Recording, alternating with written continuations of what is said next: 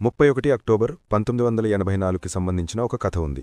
అదే రోజు దేశపు మొదటి మహిళా ప్రధాని శ్రీమతి ఇందిరాగాంధీని ఆమె ఇంటి ముందే ఇద్దరు బాడీగార్డ్లు గన్నులతో కాల్చి చంపారు. ఆ రోజు ఉదయం పూర్తిగా సాధారణంగా కనిపించింది. కానీ కాలం యొక్క కాగితాలపై రాసిపెట్టి ఉంది, కొన్ని గంటల్లోనే చరిత్ర ఒక అలాంటి మలుపు తీసుకుంటుంది అని. దాన్ని ప్రజలు ఎప్పటికీ మర్చిపోలేరు. ప్రధాని నివాసం సఫ్దర్జంగ్ రోడ్డు మీద ఉంది. ఆమె ఆఫీస్ అక్బర్ రోడ్ మీద. ఆ రెండింటి మధ్య ఒక చిన్న రహదారి ఉండేది. దానిపై ప్రధాని రోజూ రాకపోకలు జరుగుతూ ఉండేవారు. ఆ రహదారి ఆ రోజు ఆమె జీవితంలో చివరి ప్రయాణమయ్యింది. అక్కడ్నుంచే సుమారు 4 కిలోమీటర్ల దూరంలోనే ఎయిమ్స్ హాస్పిటల్ ఉంది. వెంటనే ఆమెను అక్కడికి తీసుకువెళ్లారు. బుల్లెట్స్ను తొలగించి చికిత్స ప్రారంభించారు. అసలు ఆ రోజు ఏమి జరిగింది తెలుసుకుందాం రండి. ఉదయం సాధారణంగా రోజువారీ పనులతో మొదలైంది. ఇందిరాగారు తొందరగా లేచి ఉదయం పనులను ముగించుకున్నారు. ఆమె రోజువారీ షెడ్యూల్ని చూసుకున్నారు. ఆ రోజు ఆమెకొక ప్రత్యేకమైన ఇంటర్వ్యూ ఉంది. బ్రిటిష్ టెలివిజన్ జర్నలిస్ట్ మరియు ప్రఖ్యాత నటుడు పీటర్ ఉస్తీనోవ్తో. సమయం ఉదయం 9:30 గంటలకు. స్థలం వారి ఆఫీస్ అక్బర్ రోడ్ నిర్ణయించారు. ఆ రోజు ఆమె లేత క్రీమ్ రంగు సిరి ధరించింది. 9:20కి ఆమె ఇంటి నుంచి బయలుదేరి ఆఫీస్ వైపు నడవటం మొదలుపెట్టింది. ఆమెతో పాటు ఆమె personal secretary R K Dhawan, security officer Rameshwar Dayal, ఆమె హౌస్ సర్వీస్ మ్యాన్ నాథూరామ్తో పాటు ఎండ నుంచి రక్షణ కోసం కానిస్టేబుల్ నారాయణ్ సింగ్ గొడుగును పట్టుకుని ఉన్నాడు. కానీ ముఖ్యమైన విషయం ఏమిటంటే, ఈరోజు ఆమె బుల్లెట్ ప్రూఫ్ జాకెట్ ధరించడం అవసరం లేదని అనుకుంది. ఆమె నవ్వుతూ చెప్పింది, ఇంటి నుంచి ఆఫీస్కి దూరం కేవలం 50 మీటర్లే ఉంది. అది కూడా ఇక్కడ అందరూ మన స్వంతవాళ్లు, మనం కలిసి ఉంటాం, కాబట్టి వారితో ఎలాంటి ప్రమాదం ఉండదు అని అన్నారు. అదే సమయంలో ఒక సర్వెంట్ ఆమె ముందు నుంచి ఒక టీషర్ట్ తీసుకుని వెళ్తున్నాడు. ఇందిరాగారు ఆ వ్యక్తిని పిలిచి, ఈ షర్టు బాగోలేదు, ఇంకోటి తీసుకురమ్మని చెప్పారు అని ఆ మాటలు చెప్పి ఆమె వేగంగా ఆఫీస్ వైపు నడవడం మొదలుపెట్టింది. అప్పుడే ఆమె ముందు ఆ 2 ముఖాలు కనిపించాయి. వాటిపై ఆమెకు ఎప్పుడూ ఎంతో నమ్మకం ఉండేది. ఒకటి బియంత్ సింగ్. గత 10 సంవత్సరాలుగా ఆమె సెక్యూరిటీలో ఉన్నాడు.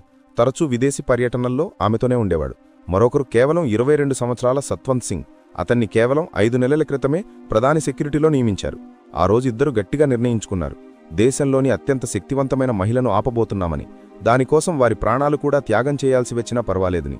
ఉదయం సాధారణంగా ఉంది, కానీ మధ్యాహ్నం వరకు దేశం మొత్తం నిశ్శబ్దంలో మునిగిపోయింది. ఒక పెద్ద వటవృక్షం పడిపోయింది. భారత రాజకీయాలు శాశ్వతంగా మారిపోయాయి.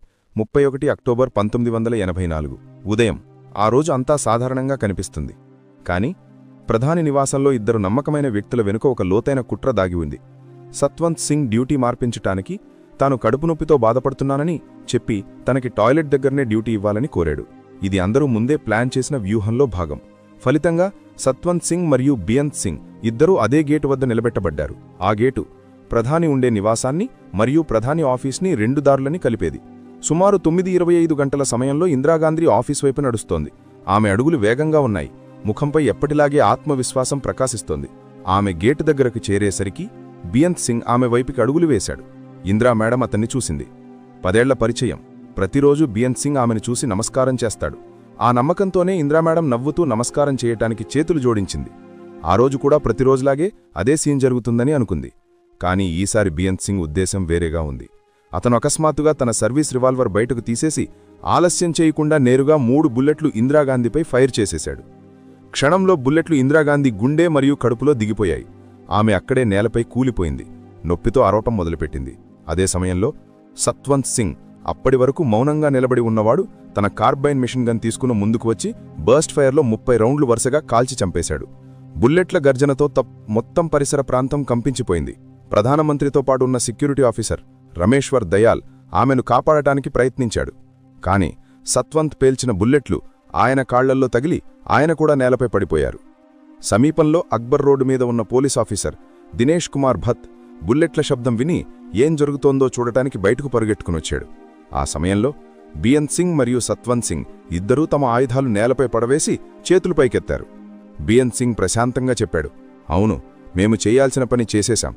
ఇప్పుడు మీరు ఏమి చేయాలనుకుంటే చేసుకోండి. ఈ దాడి సాధారణ విషయం కాదు. ఇది ఆ ఆపరేషన్కి ప్రతీకారం. ఆ ఆపరేషన్ వల్ల సిక్కుల పెద్ద భాగం ఇందిరాగాంధీపై కోపంగా మారింది. 1984 జూన్లో ఆపరేషన్ బ్లూ స్టార్ కింద ఆర్మీ అమృత్సర్లో స్వర్ణమందిరంలో దాగి ఉన్న ఉగ్రవాదులను బయటకి తీసుకురావటానికి సైనిక చర్య చేపట్టింది. ఆ చర్యల్లో అనేక నిర్దోషులు మరణించారు. ఆ నొప్పి ఇందిరాగాంధీ తన స్వంత భద్రతా సిబ్బందిని ఆమెకు వ్యతిరేకంగా నిలబెట్టింది. కానిస్టేబుల్ నారాయణ్ సింగ్ను దగ్గర సెక్యూరిటీ గట్టిగా నెట్టి నేలపై పడేశారు. దగ్గర్లో ఉన్న గార్డ్ రూమ్ నుండి ఐటీబీపీ జవాన్ పరుగుతూ వచ్చి సత్వంత్ సింగ్ను అదుపులోకి తీసుకున్నాడు. మొత్తం 33 బుల్లెట్లు ఫైర్ చేయబడ్డాయి. వాటిలో 30 బుల్లెట్లు ఇందిరాగాంధీ శరీరాన్ని చీల్చుకుని బయటికి వెళ్లిపోయాయి. నేలపై రక్తస్రావంతో పడి ఉన్న ఇందిరాగాంధీని చూసి ఆమె పర్సనల్ సెక్రటరీ ఆర్కే ధవన్ తన్ను తాను కంట్రోల్ చేసుకుని బలంగా అరవటం మొదలుపెట్టాడు. అంబులెన్స్ను తీసుకురండి, త్వరగా అంబులెన్స్ను పిలవండి అంటూ. కానీ అంటారు కదా, సమయం ఆపలేని వాళ్లను ఎవ్వరూ రక్షించలేరు. దీనికి ముందు రోజు భువనేశ్వర్లో జరిగిన ఎన్నికల ప్రచారంలో ఆమె భావోద్వేగంతో చెప్పింది, నాకు ఎలాంటి బాధ లేదు, నేను బ్రతికినా లేక చనిపోయినా నాకు దేవుడు దీర్ఘాయుష్షు ఇచ్చాడు. నా మరణం భారతదేశ సేవలో జరిగితే అదే నాకు గర్వం. నా రక్తం చల్లిన ప్రతి చుక్క ఈ దేశాన్ని మరింత బలంగా తయారు చేస్తుంది. 31 అక్టోబర్ ఉదయం ఆ మాటలు నిజమయ్యాయని అనిపిస్తుంది. ప్రధాని నివాసంలో ఎప్పుడూ ఒక అంబులెన్స్ ఉండేది, కానీ ఆ రోజు ఆ డ్రైవర్ డ్యూటీలో లేడు. ఇదే ఒక సూచన సంకేతం, రాబోయే క్షణాలు ఎంత కఠినమైనవి అని. బుల్లెట్ల శబ్దం విన్న కాంగ్రెస్ నేత మాఖనలాల్ సోతేదార్ పరుగెత్తుకునొచ్చారు. అంబులెన్స్ రాకపోవడంతో ఆర్కే ధవన్ ఆందోళనగా చెప్పారు, ఎవరైనా సరే బండి తీసుకురండి, మనం ఆలస్యం చేయకూడదు. వెంటనే ఒక తెల్లని అంబాసిడర్ కారును తీసుకువచ్చారు. ఇందిరాగాంధీని తీసుకుని వెనుక సీటుపై పెట్టారు. ముందున్న సీట్లో R K Dhawan, Makhanlal Sotedar, security officer Dinesh Bhat ఇంకా డ్రైవర్ కూర్చున్నారు. కారు స్టార్ట్ అవుతున్న వెంటనే సోనియాగాంధీ చెప్పులు లేకుండానే పరుగెత్తుకుంటూ వచ్చి రక్తంలో మునిగిన ఇందిరాగాంధీ తలను ఆమె వడిలో పెట్టుకుంది. ఆ కారు వేగంగా ఎయిమ్స్ హాస్పిటల్ వైపు పరుగులు తీసింది. కేవలం 6 నిమిషాల్లో సరిగ్గా 9:31 నిమిషాలకు అంబాసిడర్ ఎమర్జెన్సీ గేటు దగ్గరకు చేరింది. కానీ గేటు తెరిచే పనిలో, అలాగే రోగిని కారు నుంచి బయటకు తీసే పనిలో సుమారు 3 నిమిషాలు వృధా అయ్యాయి. అప్పుడు ప్రతి సెకను చాలా ప్రాధాన్యం కలిగి ఉంది. దురదృష్టవశాత్తు ఆ సమయంలో ఎమర్జెన్సీ వార్డులో ఓ స్ట్రెచ్చర్ కూడా లేకపోవడం వింతే అయ్యింది. ఏదో ఒక చక్రాల మీద ఉన్న సాధారణ ట్రాలీని ఏర్పాటు చేశారు. డాక్టర్లు ఇందిరాగాంధీని చూసి వెంటనే భయపడిపోయారు. సీనియర్ డాక్టర్ని పిలిచారు. సీనియర్ డాక్టర్లు వచ్చి ఏదో నార్మల్ రొటీన్ చెక్ అనుకున్నారు. వారి స్టాఫ్ని అడిగారు, ప్రధానిగారెక్కడున్నారు అని. అప్పుడే ఒక జూనియర్ డాక్టర్ వణికిపోతున్న చేతులతో రక్తంతో నిండిన శరీరం వైపు చూపించాడు. డాక్టర్లు ఇందిరాగాంధీ పరిస్థితిని చూసి షాక్ అయ్యారు. మానిటర్లో హృదయస్పందన తక్కువగా కనిపించింది. అంటే క్లినికల్గా ఆమె బ్రతికే ఉంది, కానీ నాడీ స్పందన కనిపించట్లేదు. ఆమె కనుపాప నిలబడింది. ఇది మెదడుకు తీవ్రమైన నష్టం జరిగిందని స్పష్టంగా కనిపిస్తోంది. ఆ తర్వాత దేశంలోని సుమారు 20 మంది అత్యుత్తమ డాక్టర్లు 4 గంటల పాటు ప్రతి క్షణం ప్రాణాలు రక్షించడానికి ప్రయత్నించారు. రక్తం నిలపటానికి 80 యూనిట్లు ఓ నెగిటివ్ రక్తం ఇచ్చారు. ఆపరేషన్ థియేటర్లో ఆమె శరీరంలో ఉన్న 7 బుల్లెట్లను తీసివేసి రక్త ప్రవాహాన్ని ఆపారు. కానీ డాక్టర్ల ప్రకారం ఆమె బ్రతకడం సుమారుగా అసాధ్యమైపోయింది. ఆపరేషన్ థియేటర్ బయట సోనియాగాంధీ ఏడుస్తూ బాగా బాధపడుతూ ఉన్నారు. ఆమె కళ్లనుంచి ఆరని కన్నీళ్లు వర్షంగా కురుస్తున్నాయి. ఆమె శ్వాస తీసుకోవటం లేదు. వణికిపోతున్న గొంతుతో ఆమె మళ్ళీ చెప్తోంది, అమ్మా, దయచేసి కళ్ళు తెరవండి, మమ్మల్ని వదిలిపోవద్దు, నేను ఒంటరిదాన్నైపోతాను. రాజీవ్ కూడా వస్తున్నాడు, ఒక్కసారి ఆయనను చూడండి. లోపల డాక్టర్లు నిరంతరం ప్రయత్నాలు చేస్తున్నారు. ప్రతి మెషిన్, ప్రతి ఇంజెక్షన్, ప్రతి బ్లడ్ యూనిట్ ఆమె జీవితం కోసం పోరాడుతోంది. డాక్టర్లు ఒకరినొకరు చూసి మెల్లగా చెప్పారు, ఇప్పుడు అద్భుతం జరగాలని ఆశించాలి. అదే సమయంలో బెంగాల్లో ఎన్నికల యాత్రలో ఉన్న రాజీవ్ గాంధీకి సమాచారం అందింది. ఫోన్లో సమాచారం అందగానే ఆయన చేత్తో తలపట్టుకుని విరిగిన స్వరంతో చెప్పారు, అమ్మా, మిమ్మల్ని కాల్చారా? అమ్మా, మీరు నా వాయిస్ వినగలరా? నేను వస్తున్నాను, వెంటనే వస్తున్నాను. ఢిల్లీ చేరుకునేంతవరకు ఆయన కళ్లల్లో కన్నీళ్లే ఉన్నాయి. సోనియాగాంధీ రాజీవ్ని చూసిన వెంటనే వాటేసుకొని కన్నీళ్లు పెట్టుకుని చెప్పింది, రాజీవ్, డాక్టర్లు చెబుతున్నారు ఇప్పుడు ఆశ తక్కువగానే ఉంది అని. రాజీవ్ కన్నీళ్లు తుడుచుకొని చెప్పాడు, సోనియా, మనం ధైర్యంగా ఉండాలి. అమ్మ ఎప్పుడూ చెప్పేది దేశం కంటే ఏదీ పెద్దది కాదని. కానీ ఈరోజు అంతా ముగిసిపోయిందని అనిపిస్తోంది. విదేశంలో ఉన్న రాష్ట్రపతి జ్ఞాని జైల్ సింగ్ కూడా వెంటనే తిరిగి రావాలని ప్రకటించారు. దేశ రాజకీయాలు ఊపిరి తీసుకోకుండా ఆగిపోయినట్టయ్యాయి. కాంగ్రెస్ సీనియర్ నేతలు ఎయిమ్స్ హాస్పిటల్ 8వ అంతస్తులో చేరారు. ఒకరితో ఒకరు నెమ్మదిగా చెప్పుకోవడం మొదలుపెట్టారు. ఈ వార్త బయటికి వస్తే దేశం మొత్తం మంటల్లో తగులిపోతుంది. దీన్ని ఏ విధంగానైనా ఆపాలి. కానీ మెషిన్స్ స్పందించడం ఆపేస్తున్నాయి. అవయవాలు మెల్లగా పనిచేయటం ఆపేస్తున్నాయి. ఆ సమయంలో డాక్టర్లు రాజీవ్ గాంధీ వైపు చూశారు. ఆయన కళ్లల్లో కన్నీళ్లు. మేము చేయగలిగినది మొత్తం చేశాం, కానీ ఇప్పుడు ఇందిరాగాంధీని ఆపటం మా కంట్రోల్లో లేదు అని రాజీవ్ గాంధీ తల్లి చెయ్యిని పట్టుకుని ఏడుస్తూ చెప్పారు. అమ్మా, నువ్వు ఎప్పుడూ చెప్పేవి, నేను అలసిపోతే నువ్వు నా చెయ్యిని ఎప్పుడూ పట్టుకుంటావని. కానీ ఈరోజు నువ్వే నన్ను వదిలి వెళ్ళిపోతున్నావు. సోనియాగాంధీ కన్నీళ్లు తడుస్తూ చెప్పింది, ఇందిరాగారు, మీరు నన్నెప్పుడూ తల్లిలా చూశారు. మీరు నన్ను ఒంటరిగా చేసి ఎందుకు వెళ్ళిపోతున్నారు? మధ్యాహ్నం 1:45 దేశంలోని అనేక న్యూస్ ఏజెన్సీల్లో బ్రేకింగ్ న్యూస్ ఇచ్చాయి. భారత ప్రధాని ఇందిరాగాంధీని హత్య చేశారు అని. ఇది విని దేశం మొత్తం అగ్నిపర్వతంలా మారింది. కట్టలు తెంచిన కోపం, కన్నీళ్లతో రోడ్లు నిండిపోయాయి.